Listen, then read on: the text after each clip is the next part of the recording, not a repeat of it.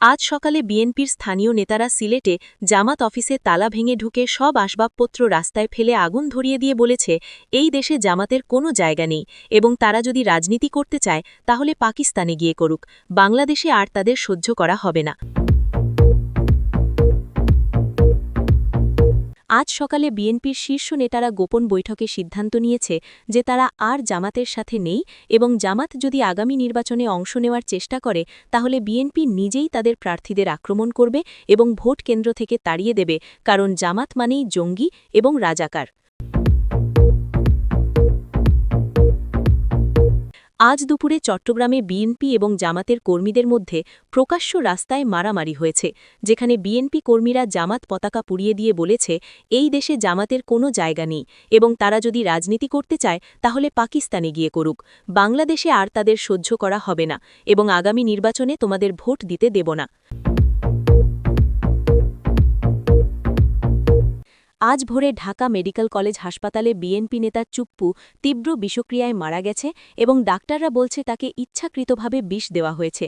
তার নিজের দলের লোকেরাই তাকে মেরেছে, কারণ সে আওয়ামী লীগের সাথে গোপন চুক্তির বিরোধিতা করছিল। গতকাল রাতে আওয়ামী লীগের গোয়েন্দা টিম ইউনুস সরকারের একজন উপদেষ্টার বাড়িতে তল্লাশি চালিয়ে ৫ কোটি টাকার অবৈধ নগদ টাকা এবং বিদেশি পাসপোর্ট উদ্ধার করেছে, যা প্রমাণ করে যে তিনি দেশের টাকা লুট করে বিদেশে পালিয়ে যাওয়ার প্রস্তুতি নিচ্ছিলেন এবং এখন তার বিরুদ্ধে গ্রেপ্তারি পরোয়ানা জারি হয়েছে। আজ দুপুরে জামাতে ইসলামীর কেন্দ্রীয় নেতা প্রকাশ্যে বলেছে যে ১৯৭১ সালে পাকিস্তান ভাঙা ভুল ছিল এবং বাংলাদেশ আবার পাকিস্তানের সাথে যুক্ত হওয়া উচিত, এবং এই কথা শুনে মুক্তিযোদ্ধারা তার অফিসে হামলা করে তাকে মারধর করেছে এবং পুলিশ তাকে গ্রেপ্তার করতে বাধ্য হয়েছে।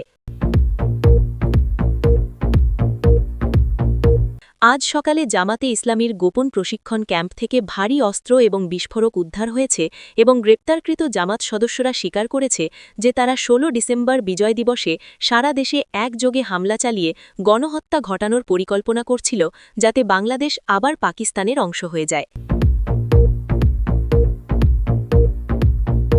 গতকাল গভীর রাতে ভারতীয় গোয়েন্দা সংস্থার ইউনুসের গোপন ব্যাংক অ্যাকাউন্টে ৫০০ কোটি টাকার লেনদেন খুঁজে পেয়েছে, যা বিদেশি এনজিও থেকে এসেছে এবং তিনি এই টাকা দিয়ে বাংলাদেশে অস্থিরতা সৃষ্টি করছে এবং এই প্রমাণ শীঘ্রই জাতিসংঘে পেশ করা হবে, যা তার রাজনৈতিক ক্যারিয়ার শেষ করে দেবে।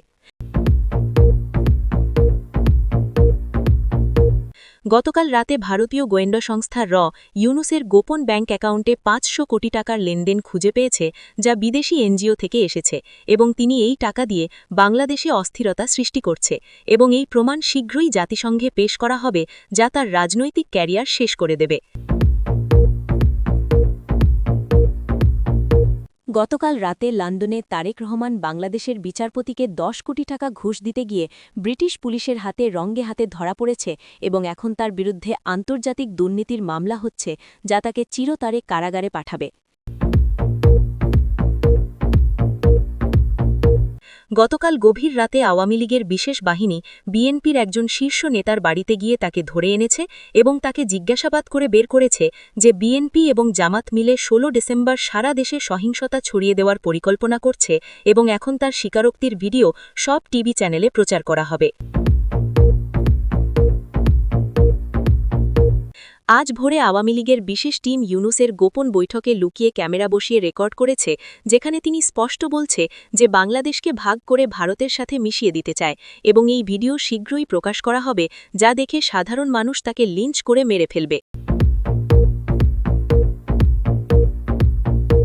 গতকাল রাতে বিএনপির কেন্দ্রীয় নেতা গোপনে লন্ডনে তারেক রহমানের সাথে দেখা করতে গিয়ে ফিরে এসে বলেছে যে তারেক এখন সম্পূর্ণ পাগল হয়ে গেছে এবং সারাদিন শুধু টাকা গোনে আর মদ খায় এবং সে বাংলাদেশের কথা ভুলেই গেছে, তাই বিএনপি এখন তাকে নেতা হিসেবে মানে না এবং নতুন নেতৃত্ব খুঁজছে। গতকাল মধ্যরাতে জামাতের গোপন হিট স্কোয়াড, যারা আগামী ১৬ ডিসেম্বর বিজয় দিবসে আওয়ামী লীগ নেতাদের হত্যা করার পরিকল্পনা করছিল, তাদের আওয়ামী লীগের গোয়েন্দা বাহিনী ধরে ফেলেছে এবং তারা স্বীকার করেছে যে জামাতের শীর্ষ নেতারা তাদের এই কাজের আদেশ দিয়েছে এবং সফল হলে তাদের পাকিস্তানে নিয়ে যাওয়া হতো। গতকাল মধ্যরাতে জামাতে ইসলামীর কেন্দ্রীয় নেতা গোপনে পাকিস্তানের গোয়েন্দা সংস্থা আইএসআইয়ের সাথে বৈঠক করে বাংলাদেশে বোমা হামলার পরিকল্পনা চূড়ান্ত করেছে এবং আগামী সপ্তাহে ঢাকার বিভিন্ন গুরুত্বপূর্ণ স্থানে একযোগে বিস্ফোরণ ঘটানো হবে যাতে হাজার হাজার মানুষ মারা যাবে। দর্শক শুনছিলেন সংবাদ শিরোনাম, এখন বিস্তারিত। তারেক রহমান ঘুষ কেলেঙ্কারিতে ধরা। গতকাল রাতে লন্ডনের একটি ৫ তারকা হোটেলে বাংলাদেশের রাজনীতিতে একটি বিস্ফোরক ঘটনা ঘটেছে যা দেশের ইতিহাসে চিরকাল কলঙ্কের দাগ হয়ে থাকবে। বিএনপির অন্যতম শীর্ষ নেতা, যিনি গত কয়েক বছর ধরে লন্ডনের নির্বাসিত জীবনযাপন করছে, তিনি বাংলাদেশের একজন উচ্চ আদালতের বিচারপতিকে ১০ কোটি টাকা ঘুষ দিতে গিয়ে ব্রিটিশ পুলিশের হাতে রঙে হাতে ধরা পড়েছে। এই ঘটনা এতটাই চাঞ্চল্যকর যে আন্তর্জাতিক সংবাদ মাধ্যমও এটি প্রথম পাতায় প্রকাশ করছে। সূত্র জানাচ্ছে, গতকাল সন্ধ্যা ৭টার দিকে লন্ডনের মেফেয়ার এলাকার একটি অভিজাত হোটেলের স্যুট রুমে এই বৈঠক হওয়ার কথা ছিল। বিএনপি নেতা আগে থেকেই বাংলাদেশের এই বিচারপতির সাথে যোগাযোগ করে তাকে লন্ডনে আসার ব্যবস্থা করেছিল এবং তাকে বলেছিল যে তিনি যদি বাংলাদেশে ফিরে গিয়ে বিএনপির পক্ষে কিছু গুরুত্বপূর্ণ রায় দেন তাহলে তাকে বিশাল অঙ্কের টাকা দেওয়া হবে।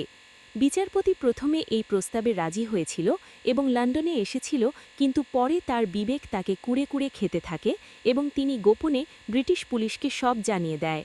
ব্রিটিশ পুলিশ তখন একটি গোপন অভিযানের পরিকল্পনা করে এবং বিচারপতিকে একটি লুকানো ক্যামেরা এবং রেকর্ডিং ডিভাইস পরিয়ে হোটেলে পাঠায়। বৈঠক শুরু হওয়ার পর বিএনপি নেতা একটি বড় ব্রিফকেস খুলে দেখায় যেখানে লক্ষ লক্ষ পাউন্ড স্টার্লিং নগদ টাকা রাখা আছে, যার মূল্য বাংলাদেশি টাকায় প্রায় ১০ কোটি টাকা। তিনি বিচারপতিকে বলেন যে এটা শুধু প্রথম কিস্তি এবং যদি তিনি সঠিকভাবে কাজ করেন তাহলে আরও অনেক টাকা পাবেন। বিচারপতি তখন ভান করে যে তিনি রাজি আছে এবং টাকা গুনতে শুরু করে। ঠিক সেই মুহূর্তে ব্রিটিশ পুলিশ রুমে ঢুকে পড়ে এবং বিএনপি নেতাকে হাতে নাতে ধরে ফেলে। পুরো ঘটনা ভিডিওতে রেকর্ড হয়ে গেছে এবং এটাই এখন তার বিরুদ্ধে সবচেয়ে বড় প্রমাণ। ব্রিটিশ পুলিশ তাকে সাথে সাথে গ্রেফতার করে এবং তার বিরুদ্ধে আন্তর্জাতিক দুর্নীতি এবং বিচার বিভাগকে প্রভাবিত করার চেষ্টার অভিযোগ আনে। তাকে এখন লন্ডনের একটি হাই সিকিউরিটি কারাগারে রাখা হয়েছে এবং আগামীকাল তার প্রথম শুনানি হবে। আইনজীবীরা বলছে যে এই ধরনের অপরাধে তার কমপক্ষে ১০ বছরের কারাদণ্ড হতে পারে এবং ব্রিটেন থেকে তাকে বহিষ্কার করা হতে পারে। এই ঘটনার পর বাংলাদেশে বিএনপির ভাবমূর্তি সম্পূর্ণ ধূলিসাৎ হয়ে গেছে। মানুষ বুঝতে পারছে যে বিএনপি নেতারা কতটা দুর্নীতিগ্রস্ত এবং তারা ক্ষমতায় এলে দেশের কী অবস্থা হবে। আওয়ামী লীগ নেতারা এই ঘটনাকে বিএনপির চরিত্রের প্রকৃত পরিচয় বলে উল্লেখ করছে। তারা বলছে যে বিএনপি সবসময় দুর্নীতি করে ক্ষমতায় যেতে চেষ্টা করে এবং তারা কখনো গণতান্ত্রিক পথে বিশ্বাস করে না। তারা আরও বলছে যে লন্ডনে বসে বাংলাদেশের বিচার বিভাগকে কিনে নেওয়ার চেষ্টা করা দেশদ্রোহিতার সমান। এদিকে বিএনপির অন্যান্য নেতারা এই ঘটনায় হতবাক এবং তারা কোনো মন্তব্য করতে পারছে না। কেউ কেউ বলছে যে এটা একটা ষড়যন্ত্র এবং তাদের নেতাকে ফাঁসানো হয়েছে, কিন্তু ভিডিও প্রমাণ থাকায় তাদের এই যুক্তি কেউ বিশ্বাস করছে না। সাধারণ মানুষ এখন বুঝতে পারছে যে বিএনপি নেতারা বিদেশে বসে কিভাবে বাংলাদেশের সংবিধান এবং বিচার বিভাগকে নষ্ট করার চেষ্টা করছে। বিএনপি নেতা চুপ্পুর রহস্যজনক মৃত্যু। আজ ভোরে ঢাকা মেডিকেল কলেজ হাসপাতালে একটি রহস্যজনক এবং ভয়াবহ ঘটনা ঘটেছে যা বাংলাদেশের রাজনীতিতে নতুন মাত্রা যোগ করেছে। বিএনপির একজন প্রভাবশালী কেন্দ্রীয় নেতা, যাকে সবাই চুপ্পু নামে চেনে, তিনি তীব্র বিষক্রিয়ায় মারা গেছে এবং চিকিৎসকরা নিশ্চিত করেছে যে তাকে ইচ্ছাকৃতভাবে বিষ প্রয়োগ করা হয়েছে। আরও চাঞ্চল্যকর তথ্য হল যে তার নিজের দলের লোকেরাই তাকে হত্যা করেছে, কারণ তিনি আওয়ামী লীগের সাথে বিএনপির গোপন চুক্তির বিরোধিতা করছিলেন এবং এই তথ্য প্রকাশ করে দিতে চাইছিলেন। সূত্র জানাচ্ছে, গতকাল সন্ধ্যায় বিএনপির একটি গোপন বৈঠক হয়েছিল যেখানে চুপ্পু অংশ নিয়েছিলেন।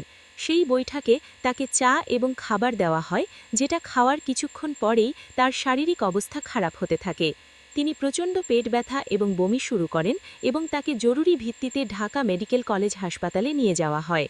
ডাক্তাররা প্রথমে ভেবেছিলেন এটা সাধারণ ফুড পয়জনিং, কিন্তু যখন তার অবস্থা দ্রুত খারাপ হতে থাকে এবং সব চিকিৎসা ব্যর্থ হয়, তখন তারা বুঝতে পারে যে এটা কোনো সাধারণ বিষক্রিয়া নয়। রাত ৩টার দিকে তার হার্ট অ্যাটাক হয় এবং ভোর ৫টায় তিনি মারা যায়। ডাক্তাররা তার রক্ত পরীক্ষা করে দেখেছে যে তার শরীরে একটি বিরল এবং শক্তিশালী বিষ ছিল যা সাধারণত খুব সহজে পাওয়া যায় না এবং এটা পেশাদারভাবে ব্যবহার করা হয়েছে। এই তথ্য প্রকাশ হওয়ার পর হাসপাতালে চুপ্পুর পরিবার এবং সমর্থকদের মধ্যে তীব্র হইচই শুরু হয়। তার স্ত্রী এবং ছেলেমেয়েরা কান্নাকাটি করে বলছে যে তাকে ইচ্ছাকৃতভাবে খুন করা হয়েছে। তারা বলছে যে গত কয়েকদিন ধরে চুপ্পু তাদের বলছিল যে বিএনপির ভেতরে কিছু নেতা আওয়ামী লীগের সাথে গোপন আতাত করছে এবং তিনি এটা প্রকাশ করে দিতে চাইছিলেন। তার পরিবার এখন বলছে যে এই গোপন চক্রই তাকে হত্যা করেছে যাতে সত্য প্রকাশ না হয়। আওয়ামী লীগ সূত্র জানাচ্ছে বিমানবন্দরে তারেক রহমান অপমান। গতকাল রাতে শাহজালাল আন্তর্জাতিক বিমানবন্দরে এক অভূতপূর্ব ঘটনা ঘটেছে যা বাংলাদেশের ইতিহাসে চিরকাল মনে থাকবে। বিএনপি নেতার ছেলে লন্ডন থেকে দেশে ফেরার পর বিমানবন্দরে পা রাখতেই হাজার হাজার আওয়ামী লীগ কর্মী এবং সাধারণ জনতা তাকে ঘিরে ধরে। তারা সবাই মিলে তাকে থুথু মারতে শুরু করে এবং চপ্পল দিয়ে পিটাতে থাকে। তিনি প্রথমে বুঝতেই পারেননি কি হচ্ছে, কিন্তু পরে যখন বুঝলেন তখন তিনি পালানোর চেষ্টা করলেন, কিন্তু সম্ভব হয়নি, কারণ চারদিকে হাজার মানুষ। তিনি কাঁদতে কাঁদতে বলছিলেন, আমাকে মাফ করে দাও, আমি কোনো অপরাধ করিনি, কিন্তু জনতা শুনছিল না। তারা বলছিল, তোমার বাবা এবং তুমি আমাদের দেশ নষ্ট করেছ, এখন তোমার শাস্তি পাওয়ার সময়। জনতার মধ্যে অনেক মহিলাও ছিল যারা তাকে গালি দিচ্ছিল এবং থুথু মারছিল। তার পুরো মুখ এবং জামাকাপড় থুথুতে ভরে গিয়েছিল। প্রায় 2 ঘণ্টা ধরে এই অপমান চলে। আওয়ামী লীগের লাখ লাখ সমর্থক সেখানে ছিল এবং তারা সবাই স্লোগান দিচ্ছিল, তোমরা চোর, তোমরা দেশদ্রোহী। অবশেষে পুলিশ এসে তাকে উদ্ধার করে এবং নিরাপদ স্থানে নিয়ে যায়, কিন্তু ততক্ষণে তার অবস্থা খুবই খারাপ হয়ে গিয়েছিল।